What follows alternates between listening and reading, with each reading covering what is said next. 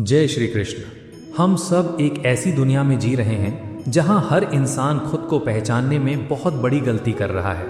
हम आईने के सामने खड़े होते हैं और जो शरीर हमें दिखता है हम उसी को अपना असली सच मान बैठते हैं। शरीर बीमार होता है तो हम कहते हैं मैं बीमार हूँ। शरीर काला या गोरा है तो हम कहते हैं मैं काला या गोरा हूँ। लेकिन क्या सच में हम सिर्फ ये हाड़ मांस का पुतला हैं या हमारे भीतर कोई ऐसा गहरा रहस्य छिपा है जिसे हम आज तक जान ही नहीं पाए। भगवत गीता का 13वां अध्याय इसी सबसे बड़े रहस्य से पर्दा उठाता है।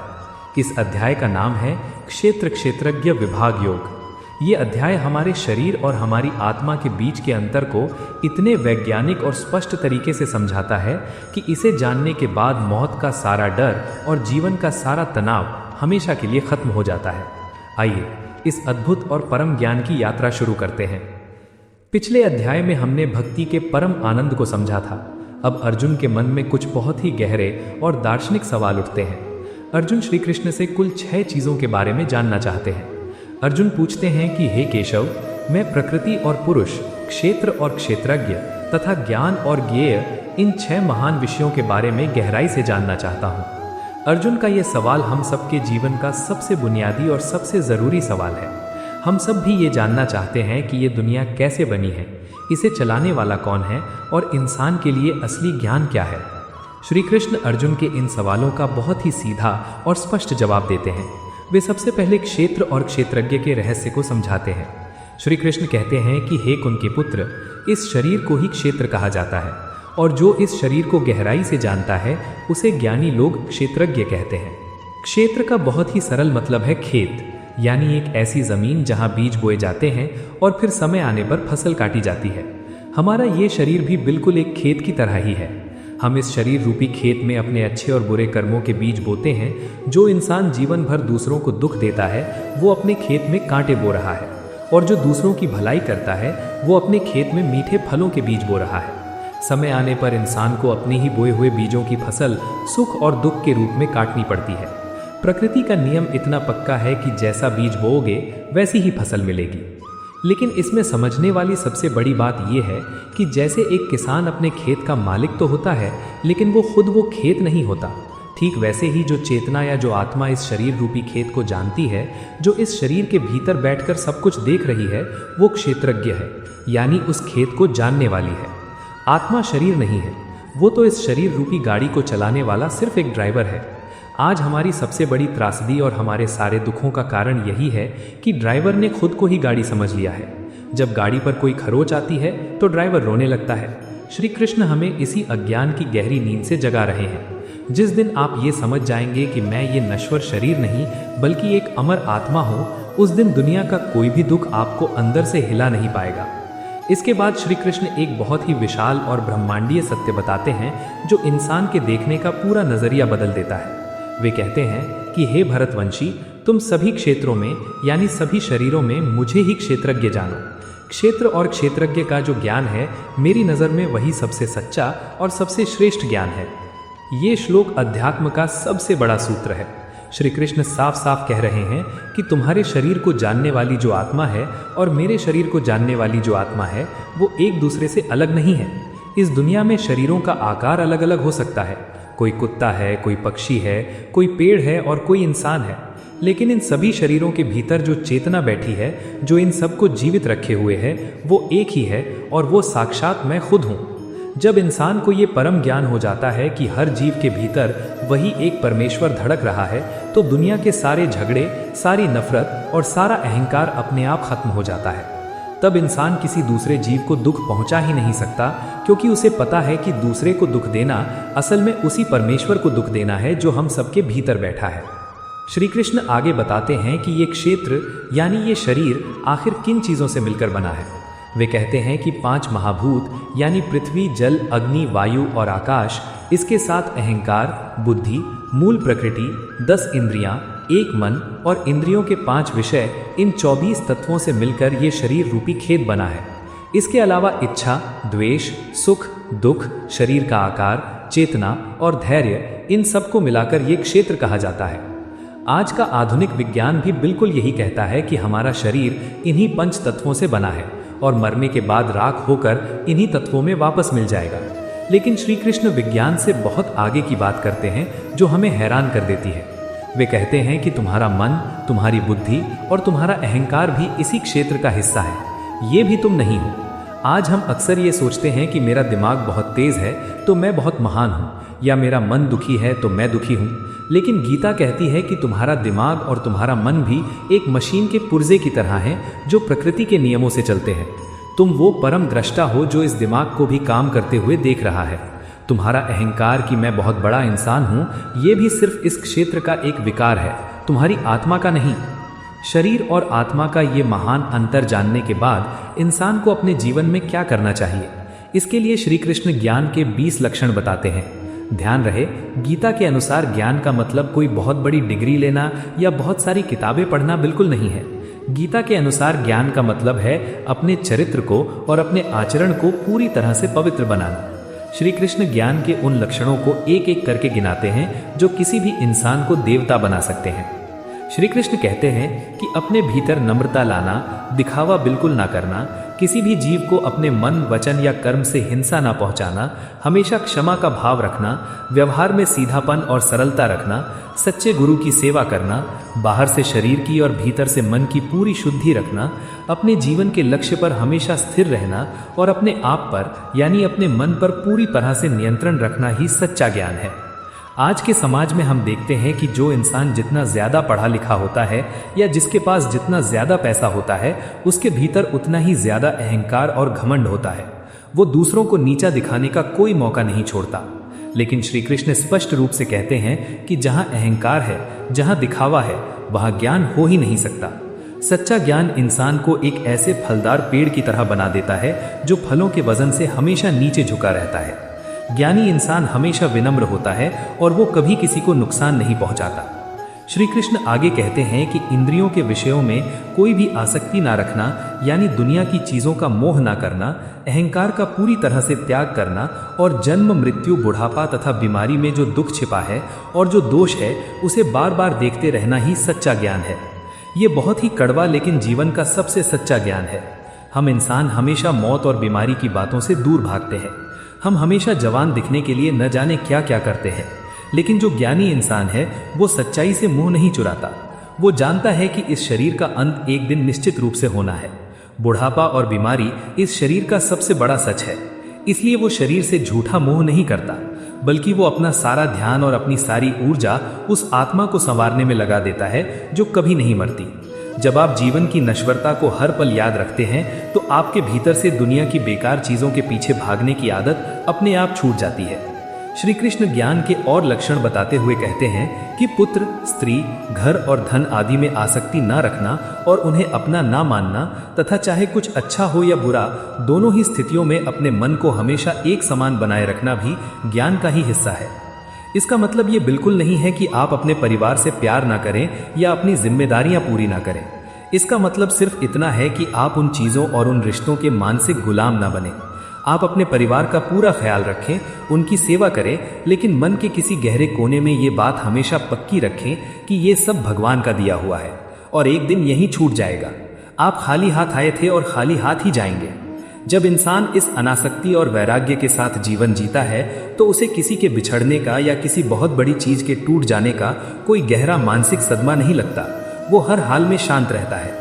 श्री कृष्ण ज्ञान की सबसे ऊंची और सबसे परम अवस्था बताते हुए कहते हैं कि मुझ परमेश्वर में अनन्य योग के द्वारा कभी ना विचलित होने वाली अटूट भक्ति करना, एकांत और शुद्ध जगह पर रहने की आदत डालना और सांसारिक लोगों की झूठी भीड़भाड़ में कोई भी आनंद ना लेना ही असली ज्ञान है। आज के डिजिटल युग में हमें अकेलापन बहुत डराता है। हमें हमेशा कोई ना कोई साथ चाहिए या फिर इंटरनेट पर कोई मनोरंजन चाहिए। हम खुद के साथ 5 मिनट भी चुपचाप नहीं बैठ सकते। लेकिन जो सच्चा ज्ञानी है वो एकांत को कोई सजा नहीं बल्कि एक बहुत बड़ा वरदान मानता है, क्योंकि उसी एकांत में और उसी शांति में वो अपने भीतर बैठे उस परमपिता परमात्मा से सीधा संवाद कर पाता है। उसे दुनिया की झूठी महफिलों में और फालतू की बहसों में कोई रस नहीं आता। और अंत में श्री कृष्ण ज्ञान का सबसे बड़ा निष्कर्ष देते हुए कहते हैं कि अध्यात्म ज्ञान में हमेशा स्थित रहना और तत्व ज्ञान के अर्थ रूप परमेश्वर को ही सब जगह और हर इंसान में देखना, ये सब ज्ञान है। और इसके विपरीत जो कुछ भी है वो सब केवल अज्ञान है। जो इंसान ये जान लेता है कि ये पूरी दुनिया सिर्फ एक बदलाव का नाम है और इस बदलाव के पीछे जो एकमात्र कभी ना बदलने वाला सनातन सत्य है वो ईश्वर है, वही इंसान सही मायने में ज्ञानी है। बाकी दुनिया जिसे हम ज्ञान कहते हैं, जैसे पैसा कमाना, व्यापार करना या कोई भी सांसारिक हुनर सीखना, वो तो सिर्फ हमारी आजीविका चलाने के छोटे छोटे साधन हैं जो हमारी मौत के साथ ही हमेशा के लिए खत्म हो जाएंगे। लेकिन जो ज्ञान हमें हमारी आत्मा से मिलाता है वही अमर है और वही साथ जाने वाला है। इस प्रकार श्री कृष्ण ने क्षेत्र और ज्ञान का ये अद्भुत रहस्य अर्जुन के सामने खोल दिया है। लेकिन अभी ज्ञेय यानी जानने योग्य परमात्मा का रहस्य बाकी है जो वे आगे बताएंगे। श्री कृष्ण क्षेत्र और ज्ञान का वर्णन करने के बाद अब उस परम रहस्य की ओर बढ़ते हैं जिसे ज्ञेय कहा गया है। ज्ञेय का सीधा सा मतलब है वो परम सत्य जो जानने के योग्य है, जिसे जान लेने के बाद इंसान इस जन्म और मृत्यु के चक्र से हमेशा के लिए मुक्त हो जाता है और अमरता का अनुभव करता है। श्री कृष्ण कहते हैं कि हे अर्जुन, अब मैं तुम्हें उस ज्ञेय के बारे में विस्तार से बताऊंगा। वह परम ब्रह्म जिसकी शुरुआत का कोई पता नहीं है, जो अनादि है, उसे न तो सत्य कहा जा सकता है और न ही असत्य। ये बात सुनने में बड़ी अजीब लगती है कि भगवान न सत्य हैं और न असत्य, तो फिर वे क्या हैं? असल में हमारी इंसानी भाषा और हमारी सोच की एक सीमा है। हम सिर्फ उन्हीं चीज़ों को सच मानते हैं जिन्हें हम देख सकते हैं, छू सकते हैं या नाप सकते हैं, और जो चीज़ें हमें नहीं दिखती उन्हें हम असत्य या झूठ मान लेते हैं। लेकिन वो परमेश्वर इन दोनों परिभाषाओं से बहुत ऊपर है, वो हमारी सीमित बुद्धि में समा ही नहीं सकता। श्री कृष्ण उस निराकार और अनंत परमात्मा का बहुत ही अद्भुत और विराट वर्णन करते हुए कहते हैं कि उस परमेश्वर के हाथ और पैर हर जगह है, उसकी आंखें, सिर और मुख सब तरफ हैं, तथा उसके कान भी हर दिशा में हैं। वह इस पूरे ब्रह्मांड में सब कुछ अपने भीतर लपेटकर यानी सब कुछ घेर कर स्थित है। वो सारी इंद्रियों के विषयों को जानने वाला है, लेकिन फिर भी उसकी खुद की कोई शारीरिक इंद्रियां नहीं है। वो सभी भौतिक चीज़ों से पूरी तरह अलग और अनासक्त है, लेकिन फिर भी वो सबका पालन पोषण करने वाला है। वो प्रकृति के तीनों गुणों से परे है, लेकिन फिर भी वो उन गुणों को भोगने वाला है। जरा इस परम सत्य की गहराई को महसूस कीजिए। हम भगवान को एक इंसान की तरह सोचते हैं कि उनकी 2 आंखें होंगी, 2 कान होंगे, लेकिन भगवान तो एक अनंत चेतना है। जब कोई चींटी भी जमीन पर चलती है तो उसे महसूस करने वाली चेतना भगवान ही है। जब दुनिया के किसी कोने में कोई रोता है तो उसके आंसुओं को देखने वाली आंखें भी उसी ईश्वर की है। वो हर जगह मौजूद है। वो हमारी आंखों के बिना भी सब कुछ देखता है और हमारे कानों के बिना भी सब कुछ सुनता है। वो इस दुनिया को चलाता तो है, लेकिन इस दुनिया के कीचड़ में कभी फंसता नहीं है। वो पूरी तरह से स्वतंत्र है। वह परमात्मा कैसा है, ये समझाते हुए श्री कृष्ण आगे कहते हैं कि वह परम सत्य सभी प्राणियों के बाहर भी है और उनके भीतर भी मौजूद है। वो चलता भी है और वो एक जगह स्थिर भी है। वो इतना सूक्ष्म है, इतना बारीक है कि अज्ञानी इंसान उसे कभी समझ नहीं सकता। वो अज्ञानियों से बहुत दूर है, लेकिन ज्ञानियों और प्रेम करने वाले भक्तों के वो सबसे ज्यादा करीब है। आज का इंसान भगवान को आसमान में दूर कहीं ढूंढता है। वो सोचता है कि मरने के बाद वो भगवान के पास जाएगा, लेकिन श्री कृष्ण हमारे इस भ्रम को तोड़ रहे हैं। वे कह रहे हैं कि वो परमेश्वर तुम्हारे दिल की हर धड़कन में मौजूद है। वो तुम्हारी सांसों से भी ज्यादा तुम्हारे करीब है। वो दूर सिर्फ उन लोगों के लिए है जिनके मन में अहंकार और नफरत भरी है, लेकिन जिनके दिल में सच्चा प्रेम है उनके लिए वो उनके अपने हृदय में ही साक्षात विराजमान है। श्री कृष्ण आगे कहते हैं कि वह परमात्मा एक होने पर भी सभी जीवों में अलग अलग बटा हुआ सा दिखाई देता है। वो एक ही परम शक्ति है जो सारे प्राणियों को पैदा करती है, उनका पालन पोषण करती है और अंत में उन सबको अपने ही भीतर समेटकर उनका संहार भी कर देती है। जैसे एक ही सूरज की रोशनी दुनिया के करोड़ों घड़ों के पानी में अलग अलग दिखाई देती है, लेकिन सूरज तो एक ही होता है। बिल्कुल वैसे ही हर इंसान, हर जानवर और हर पेड़ में वो एक ही परमात्मा अलग अलग रूप में बैठा हुआ है। जिस दिन इंसान के भीतर ये समझ आ जाती है, उस दिन उसे ये दुनिया एक बहुत बड़ा परिवार लगने लगती है। उस परम ज्योति का वर्णन करते हुए श्री कृष्ण कहते हैं कि वह परमेश्वर सारे प्रकाशों का भी प्रकाश है। उसे अज्ञान के अंधकार से पूरी तरह परे कहा गया है। वो खुद ही ज्ञान है, खुद ही जानने योग्य परम लक्ष्य है और खुद ही वो परम सत्य है जो हर एक प्राणी के हृदय में हमेशा स्थित रहता है। हम दुनिया में रोशनी के लिए सूरज, चांद या बिजली पर निर्भर हैं, लेकिन इन सब को भी रोशनी देने वाला वो परम प्रकाश ईश्वर ही है। जब इंसान के भीतर ये आध्यात्मिक प्रकाश जलता है तो उसके जीवन के सारे डर, सारे दुख और मौत का सारा अंधेरा एक ही पल में हमेशा के लिए खत्म हो जाता है। इस प्रकार श्री कृष्ण ने क्षेत्र, ज्ञान और ज्ञेय इन तीनों महान रहस्यों का संक्षेप में वर्णन कर दिया है। वे कहते हैं कि मेरा जो सच्चा भक्त इस परम रहस्य को तत्व से जान लेता है, वो मेरे ही स्वरूप को प्राप्त करने के योग्य बन जाता है। उसे फिर इस दुनिया की कोई भी भौतिक चीज भटका नहीं सकती। अब श्री कृष्ण प्रकृति और पुरुष इन दो सबसे बड़े और गहरे विषयों पर आते हैं जो इस पूरे ब्रह्मांड की रचना का असली आधार है। श्री कृष्ण कहते हैं कि हे अर्जुन, तुम प्रकृति और पुरुष इन दोनों को ही अनादि जानो, यानी इनकी कोई शुरुआत नहीं है, ये हमेशा से है। तुम ये भी जान लो कि जितने भी विकार हैं, जो भी बदलाव हैं और जो भी त्रिगुणमयी चीजें हैं, वे सब की सब प्रकृति से ही पैदा होती हैं। यहाँ प्रकृति का मतलब सिर्फ पेड़ पौधे या नदियाँ नहीं है। यहाँ प्रकृति का मतलब है वो भौतिक ऊर्जा, वो मशीनरी जिससे ये पूरा ब्रह्मांड और हमारा ये शरीर बना है। और पुरुष का मतलब कोई आदमी या नर नहीं है, बल्कि पुरुष का मतलब है वो शुद्ध आत्मा, वो चेतना जो इस शरीर रूपी मशीन के भीतर बैठकर इसे चला रही है और इसके अनुभवों को भोग रही है। श्री कृष्ण इस बात को बहुत ही वैज्ञानिक ढंग से समझाते हुए कहते हैं कि शरीर के पैदा होने और सारे भौतिक कर्मों के होने में प्रकृति ही सबसे बड़ा कारण है, जबकि सुख और दुखों को महसूस करने में और उन्हें भोगने में पुरुष यानी आत्मा कारण है। ये बात बहुत ही ध्यान से समझने वाली है। गाड़ी खुद नहीं जानती कि वो अच्छी सड़क पर चल रही है या गड्ढों में। गाड़ी को कोई दुख या सुख नहीं होता। दुख और सुख तो उस ड्राइवर को होता है जो उस गाड़ी के अंदर बैठा है। हमारा शरीर, हमारी इंद्रियां और हमारा दिमाग, ये सब प्रकृति की दी हुई गाड़ी है जो अपने नियम से काम कर रही है। लेकिन इस शरीर में जो बीमारी का दर्द होता है या जो सफलता की खुशी होती है, उसे महसूस करने वाली हमारी आत्मा है। तो फिर एक बहुत बड़ा सवाल उठता है कि वो शुद्ध और अमर आत्मा इस शरीर के दुखों में क्यों फंस जाती है, वो परेशान क्यों होती है। श्री कृष्ण इसका सबसे बड़ा और सबसे सटीक कारण बताते हैं। वे कहते हैं कि ये पुरुष यानी ये आत्मा जब प्रकृति में स्थित होती है तो वो प्रकृति से पैदा होने वाले तीनों गुणों सत्व, रज और तम को भोगने लगती है, और यही गुणों के साथ उसका झूठा जुड़ाव या उसका मोह ही इस आत्मा के अच्छी या बुरी योनियों में बार बार जन्म लेने का सबसे बड़ा कारण बनता है। यही वो जगह है जहां हम इंसान सबसे बड़ी गलती करते हैं। हमारी आत्मा जो पूरी तरह से स्वतंत्र है, वो इस शरीर और इसके सुख दुखों के साथ इतनी ज्यादा चिपक जाती है कि वो खुद को ही शरीर मान बैठती है। जब शरीर को अच्छा खाना मिलता है तो आत्मा सोचती है कि मैं सुखी हूँ। जब शरीर को बीमारी लगती है तो वो सोचती है कि मैं दुखी हूँ। ये बिल्कुल वैसा ही है जैसे आप कोई फिल्म देख रहे हो और उस फिल्म के हीरो के रोने पर आप खुद जोर जोर से रोने लगे और ये भूल जाएं कि आप सिर्फ एक दर्शक हैं। जब आत्मा इन भौतिक गुणों के साथ जुड़कर मोह में फंस जाती है तो उसे अपने कर्मों के अनुसार बार बार जानवरों की, कीड़े मकोड़ों की या इंसानों की योनि में जन्म लेना पड़ता है और वो दुखों के एक अंतहीन चक्र में फंस जाती है। लेकिन अगर इंसान चाहे तो इसी शरीर में रहते हुए भी वो इस मोह के जाल से बाहर निकल सकता है। श्री कृष्ण बताते हैं कि इस शरीर में एक और परम शक्ति है जो सबसे ऊपर है।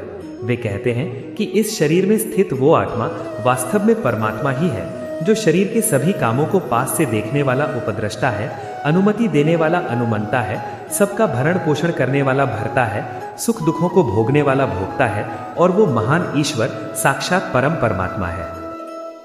ये श्लोक इंसान की असली ताकत को उजागर करता है।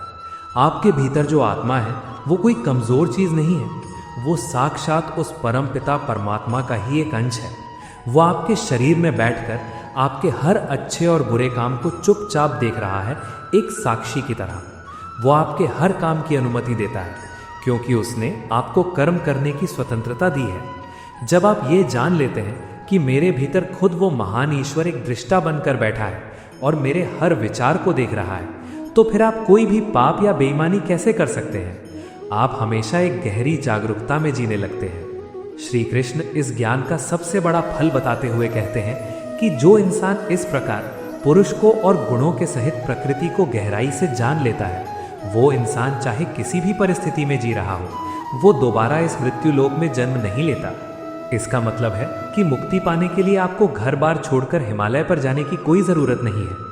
आप एक ऑफिस में काम करते हुए, एक साधारण गृहस्थ जीवन जीते हुए भी अगर अपने शरीर और अपनी आत्मा के इस अंतर को पूरी तरह से समझ लेते हैं, अगर आप ये जान लेते हैं कि ये सारी भाग दौड़, ये सारा दुख सिर्फ इस प्रकृति का खेल है और मेरा असली स्वरूप तो वो अमर और शांत आत्मा है, तो आप उसी पल मुक्त हो जाते हैं। तब दुनिया का कोई भी डर, कोई भी नुकसान या कोई भी मौत आपको छू भी नहीं सकती। आप इसी दुनिया में रहते हुए एक परम आनंद और एक असीम शांति का अनुभव करने लगते हैं। ये ज्ञान एक ऐसी ढाल है जो दुनिया के हर प्रहार को बेकार कर देती है। इस महान सत्य को महसूस करने के रास्ते क्या हैं? श्री कृष्ण ये भी बहुत ही प्यार से समझाते हैं। वे कहते हैं कि कुछ लोग अपने शुद्ध मन से ध्यान के द्वारा अपने ही हृदय में उस परमात्मा को देखते हैं। कुछ दूसरे लोग सांख्य योग यानी गहरे ज्ञान और चिंतन के द्वारा उसे पहचानते हैं, और कुछ अन्य लोग निष्काम कर्म योग के द्वारा उस परम सत्य तक पहुंचते हैं। भगवान किसी एक रास्ते पर जोर नहीं देते। वे जानते हैं कि हर इंसान का स्वभाव अलग है। अगर आपका मन शांत है तो आप ध्यान करें, अगर आपकी बुद्धि तेज है तो आप ज्ञान का रास्ता चुनें, और अगर आप बहुत सक्रिय हैं तो आप बिना फल की इच्छा के समाज की सेवा करें। ये सभी रास्ते उसी एक मंजिल तक जाते हैं। और जो लोग बहुत ज़्यादा पढ़े लिखे नहीं हैं, जिन्हें वेदों का या शास्त्रों का ज्ञान नहीं है, उनके लिए भी भगवान ने एक बहुत ही सरल रास्ता बताया है। श्री कृष्ण कहते हैं कि कुछ ऐसे भी सीधे साधे लोग होते हैं जो खुद इन रास्तों को नहीं जानते, लेकिन वे दूसरे ज्ञानी और संत महापुरुषों से सुनकर ही उस परम सत्य की पूरी श्रद्धा के साथ उपासना करने लगते हैं। ऐसे लोग जो सिर्फ सुनने के आधार पर भगवान से सच्चा प्रेम कर बैठते हैं, वे भी इस मृत्यु रूपी संसार के भयानक सागर को बहुत ही आसानी से पार कर लेते हैं। भगवान को पाने के लिए किसी बड़ी डिग्री की नहीं, बल्कि एक निर्मल और विश्वास से भरे हुए दिल की जरूरत होती है। श्री कृष्ण अपनी बात को और गहराई देते हुए कहते हैं कि हे भरतवंशी अर्जुन, इस दुनिया में जो कुछ भी पैदा होता है, चाहे वो जड़ हो या चेतन, कोई निर्जीव वस्तु हो या कोई जीता जागता इंसान, तुम ये जान लो कि वो सब कुछ क्षेत्र और क्षेत्रज्ञ के संयोग से ही पैदा होता है। यानी प्रकृति और आत्मा जब मिलते हैं तभी इस दुनिया में जीवन की शुरुआत होती है। जैसे मिट्टी और कुम्हार के मिलने से घड़ा बनता है, बिल्कुल वैसे ही प्रकृति रूपी मिट्टी और आत्मा रूपी कुम्हार के मिलने से ये पूरा संसार रचा जाता है। जो इंसान इस सच्चाई को देख लेता है, उसका जीवन पूरी तरह से बदल जाता है। श्री कृष्ण उस समदर्शी ज्ञानी की पहचान बताते हुए कहते हैं कि जो इंसान नष्ट होने वाले इन सभी प्राणियों में उस कभी न नष्ट होने वाले परमेश्वर को एक समान रूप से स्थित देखता है, असल में वही सच्चा देखता है। आज हम अपनी भौतिक आंखों से क्या देखते हैं? हम देखते हैं कि ये अमीर है, ये गरीब है, ये मेरा दोस्त है, ये मेरा दुश्मन है, ये युवा है, ये बूढ़ा है।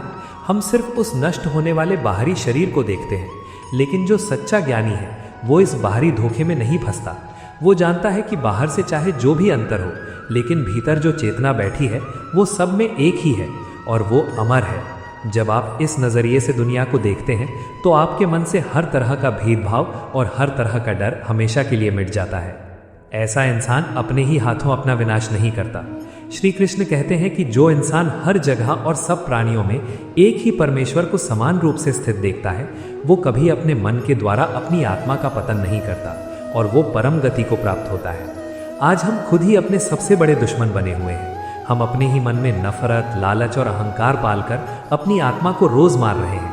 लेकिन जब इंसान हर जगह ईश्वर को देखने लगता है तो उसका मन इतना पवित्र हो जाता है कि वो कोई भी गलत काम कर ही नहीं सकता। उसका मन ही उसका सबसे बड़ा गुरु और सबसे अच्छा दोस्त बन जाता है। श्री कृष्ण आगे बहुत ही स्पष्ट करते हैं कि कर्म कौन करता है और आत्मा क्या करती है। वे कहते हैं कि जो इंसान ये जान लेता है कि सारे के सारे कर्म हर तरह से केवल प्रकृति के द्वारा ही किए जा रहे हैं और आत्मा बिल्कुल अकर्ता है, यानी वो कुछ नहीं करती, वही इंसान सच को जानता है। ये बात इंसान के सारे तनावों की सबसे अच्छी दवा है। हम दिन भर इस अहंकार में जीते हैं कि मैंने ये काम किया, मैंने इतना पैसा कमाया। गीता कहती है कि ये सब प्रकृति के 3 गुणों का खेल है जो तुमसे ये सब करवा रहा है। तुम्हारी आत्मा तो सिर्फ एक शांत दर्शक है जो कुछ नहीं करती। जब ये बात समझ आ जाती है तो इंसान कर्म तो करता है, लेकिन कर्तापन के अहंकार से पूरी तरह से मुक्त हो जाता है। उसे ना तो सफलता का घमंड होता है और ना ही असफलता का दुख। और अंत में श्री कृष्ण इस अध्याय का सबसे बड़ा निष्कर्ष देते हुए कहते हैं कि जैसे ये सब जगह फैला हुआ महान आकाश बहुत ही सूक्ष्म होने के कारण किसी भी चीज में लिप्त नहीं होता, किसी भी चीज से गंदा नहीं होता, वैसे ही पूरे शरीर में स्थित होने के बावजूद आत्मा इस शरीर के किसी भी गुण या दोष से लिप्त नहीं होती। जैसे एक ही सूरज इस पूरे ब्रह्मांड को रोशन करता है, हे अर्जुन, वैसे ही वो एक ही क्षेत्रज्ञ आत्मा इस पूरे क्षेत्र यानी पूरे शरीर को रोशन करती है। जो इंसान अपनी ज्ञान रूपी आंखों से क्षेत्र और क्षेत्रज्ञ के इस महान अंतर को और प्राणियों के प्रकृति से मुक्त होने के इस परम रहस्य को गहराई से जान लेते हैं, वे सीधा उस परम पिता परमात्मा को प्राप्त कर लेते हैं।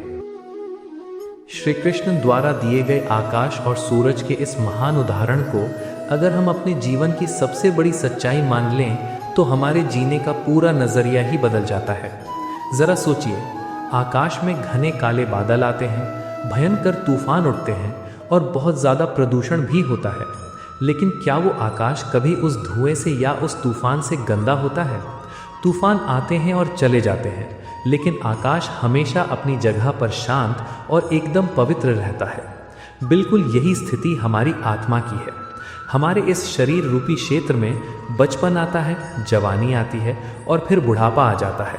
कभी शरीर बहुत स्वस्थ रहता है तो कभी इसे भयानक बीमारियां घेर लेती हैं, लेकिन ये सारे बदलाव सिर्फ इस शरीर में हो रहे हैं। हमारी वो आत्मा जो इस शरीर के भीतर बैठी है, वो इस बुढ़ापे से, इन बीमारियों से और इन सारे दुखों से बिल्कुल आकाश की तरह अछूती रहती है। आत्मा ना तो कभी बूढ़ी होती है और ना ही कभी बीमार पड़ती है। जब आप इस बात को गहराई से महसूस कर लेते हैं तो मौत का वो भयानक डर जो हर इंसान को दिन रात डराता है, वो हमेशा के लिए खत्म हो जाता है।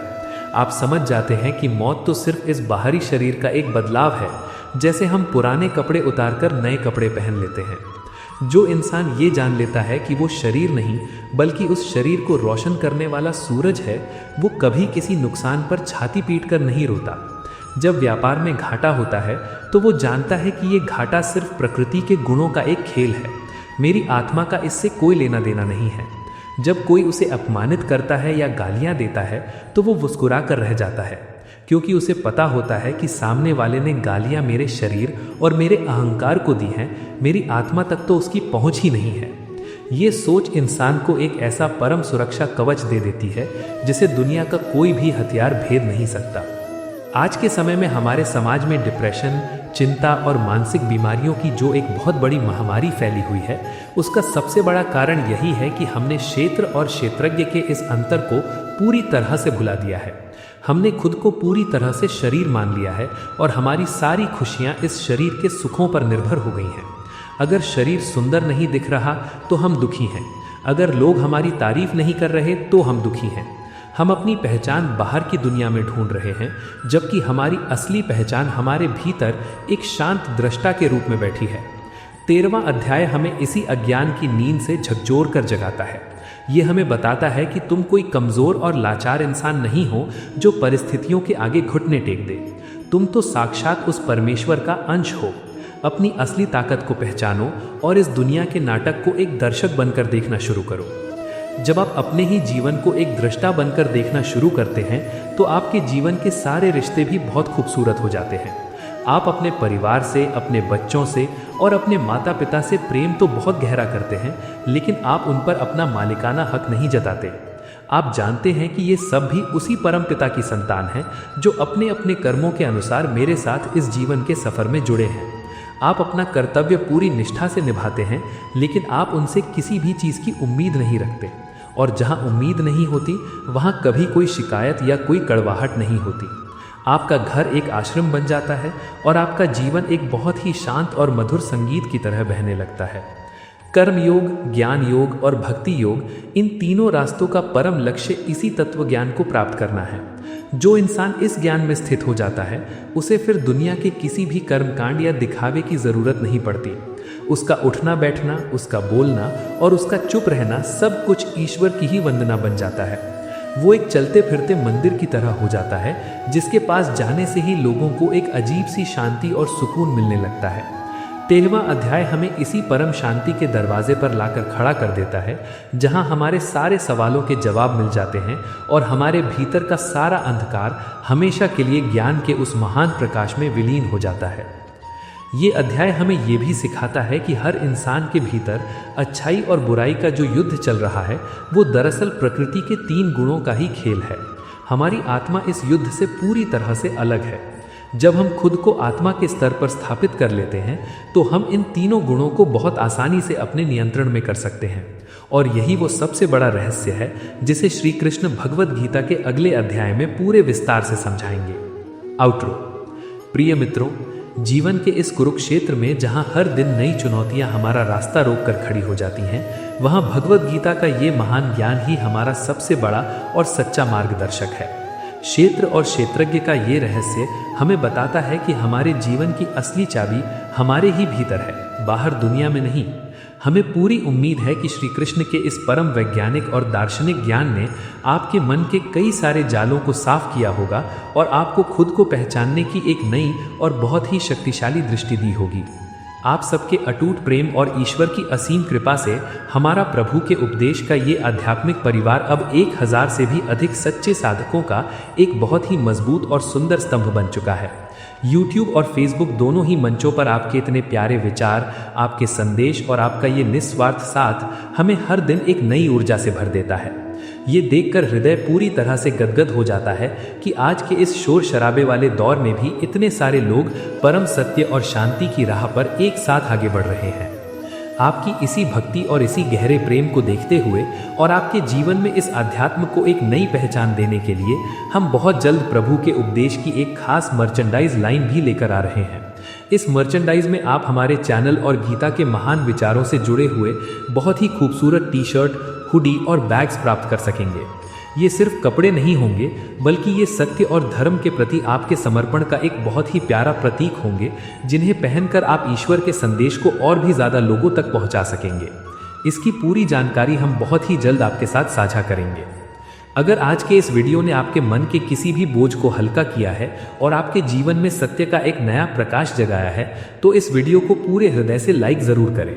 इस पवित्र ज्ञान को केवल अपने तक ही सीमित ना रखें, बल्कि इसे अपने सभी दोस्तों, अपने परिवार वालों और अपने सभी जानने वालों के साथ ज़्यादा से ज़्यादा शेयर करें। आपके एक शेयर से किसी भी भटके हुए इंसान को अपनी ज़िंदगी का असली मकसद मिल सकता है।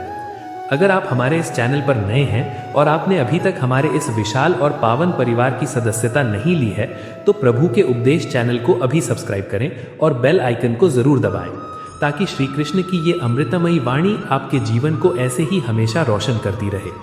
अगले वीडियो में हम भगवत गीता के 14वें अध्याय गुणत्रय विभाग योग की उस बहुत ही गहरी और मनोवैज्ञानिक यात्रा पर चलेंगे, जहां श्री कृष्ण हमारे मन को बांधने वाले उन 3 गुणों का रहस्य खोलेंगे जो हमारी पूरी जिंदगी को अपने इशारों पर नचाते हैं। आप अपने विचार, अपनी भावनाएं और अपने जीवन के अमूल्य अनुभव हमें नीचे कमेंट बॉक्स में ज़रूर लिखकर बताएं। आपके एक एक शब्द को पढ़ना और उनसे जुड़ना हमें हमेशा बहुत खुशी देता है। अपना बहुमूल्य समय देने और अंत तक हमारे साथ इस महाज्ञान यज्ञ में जुड़े रहने के लिए आपका हृदय की गहराइयों से बहुत बहुत धन्यवाद।